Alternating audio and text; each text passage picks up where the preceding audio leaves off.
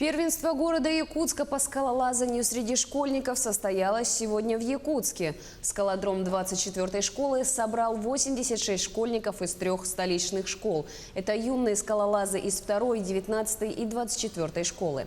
Это те учебные заведения, в которых уже созданы все условия для занятия этим видом спорта. Соревнования прошли в 2 этапах. Первый этап был ознакомительный для тех, кто только начал заниматься скалолазанием, а второй уже на сложность. В этой категории соревновались дети, которые уже не первый месяц занимаются на скалодроме. В прошлом учебном году Алексей Климентьевич предложил нам заняться этим видом спорта непосредственно в стенах нашей школы. Поэтому мы воспользовались данным предложением, построили первую ступень скалодрома. И сразу же с прошлого года ребята начали заниматься под руководством моего учителя физической культуры Захаровой Елены Юрьевны. Это были учащиеся 4 класса. 2-й год они уже продолжают работу.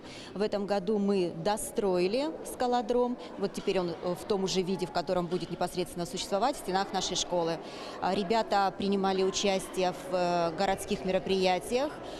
В этом году мы надеемся, что наша команда будет представлять республику на соревнованиях в Хабаровске.